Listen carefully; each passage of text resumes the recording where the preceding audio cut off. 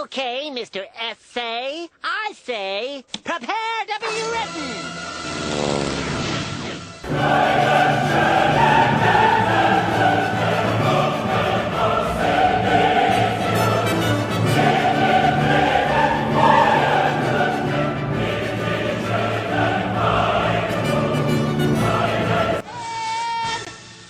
Done. Now let's see how it looks so far.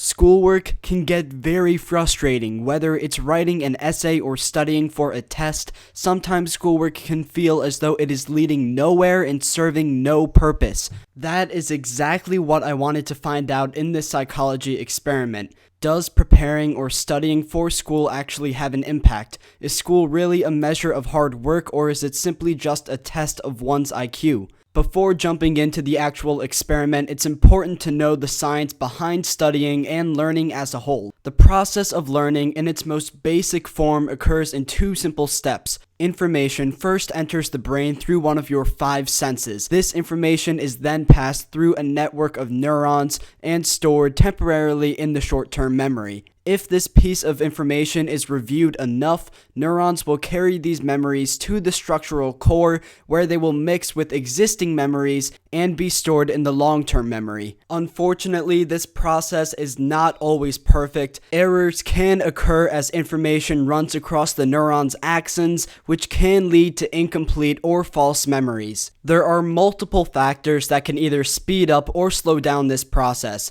The most 2 popular factors that can speed up this process are frequency, which is how often you hear a piece of information, and recency, which is the last time that you heard that piece of information. In a study conducted by the Martino Center for Biomedical Imaging, the Department of Radiology, Massachusetts General Hospital, and Harvard Medical School, it was found that memory is dependent on sensory inputs. Essentially, this means that the more senses you utilize to remember a memory, the greater the chances that you will remember that. For this reason, I made the prediction that methods of studying that involve using more senses will result in higher GPAs.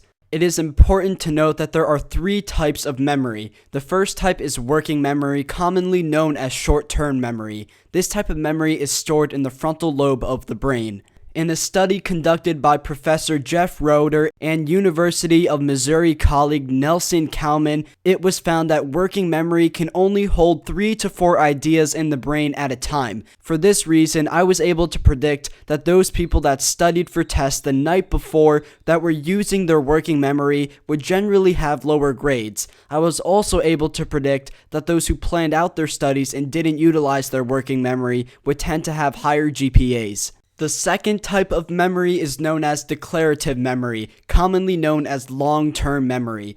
Declarative memory is stored in 3 areas of the brain: the hippocampus, the anterior cingulate cortex, and the amygdala. There are also 2 types of declarative memory. First is episodic memory, which holds experiences and the emotions that you had around those experiences. Since this experiment is focused around schoolwork and factual knowledge, episodic memory will not play a big part. Semantic memory, on the other hand, will play a big part in this experiment. This type of memory focuses on fact-based information and lessons acquired from various experiences. This is different from episodic memory in that semantic memory does not focus at all on the experiences themselves or the emotions that you had from those experiences. Semantic memory is often associated with subjects such as history, vocabulary, math, and science. The final type of memory is procedural memory. This type of memory is very routine-based and focuses on how-to functions. It's located in the cerebellum, and it is the site of creative language capacity. This memory is active when you learn various subjects such as foreign language, English, or mathematical processes. In order to find out the effectiveness of studying, I distributed a survey to 30 people. 16 of these people were males and 14 were females. This group included 1 sophomore, 21 juniors, and 8 seniors. The survey began by asking very basic information. It asked them their gender, the grade they are in, and their GPA. Participants were then asked how much time they spent studying, the environment that they study in, which included what time of day they study and how many people they study with. Finally, the survey asked participants to list all of the study strategies that they use when they prepare for a test. I originally hypothesized that those students with the highest GPAs would tend to take part in the following activities.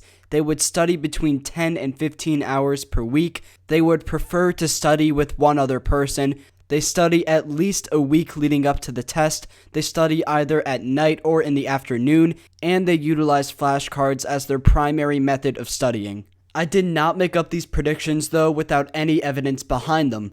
As stated earlier, frequency plays a large part in the learning process. The more you review a certain piece of information, the more neurons carry that same message into your memory. It would only make sense then that those students who sent a certain piece of information into their brain consistently would have higher grades. For this reason, I projected that those students who studied 10 to 15 hours per week and those students who studied a week leading up to the test would have the highest grades. As stated earlier, the more senses you use while studying, the more effective your studying will be. For this reason, I projected that students who prefer to study with one other person would have higher grades because you would be utilizing more senses as you communicate and study with that other person. I also projected that those students who utilize flashcards would have higher GPAs because flashcards involve multiple senses such as reading, writing, and speaking. Earlier, I discussed the significance of recency when studying, and for this reason, I predicted that students who studied at night or in the afternoon would have higher grades. This is because their studying would be occurring later in the day and closer to the actual test date. A similar experiment was conducted by two people by the name of Christine C. Bloom and Thomas J. Shull. In their experiment, they took high school students and distributed them into 3 groups. Each group was told to prepare for an upcoming French test. Group A studied 10 minutes a day, 3 days leading up to the test. Group B studied 30 minutes the night before the test. Group C did not study. After the first test, a week passed where the students did not participate in any studying. After that week, they took a second test on the same material that they had been tested on the week before. In the end, it was found that Group C, the group that did not study for any of the tests, consistently performed the worst. Group A and B performed closely on the first test, but on the second test, Group A, the group that planned out its studies, did far better than the other 2 groups. Time for the results. It was found that students that studied 10 to 15 hours per week often had the highest GPAs. Students that studied in large group settings often had the highest grades as well. As predicted, students that studied a week leading up to their test exhibited higher grades, especially in comparison to those students that studied only the day of the test, holding a 0.6 difference in their GPAs.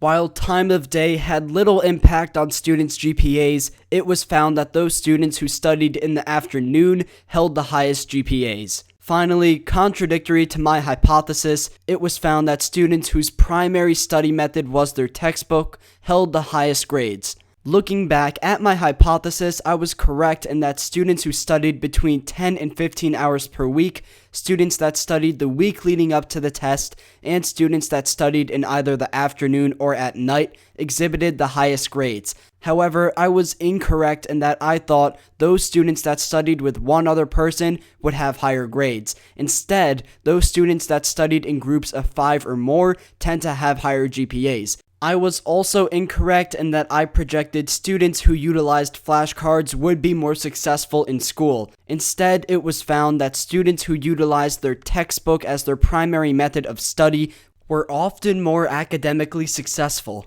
So why did the results turn out the way that they did?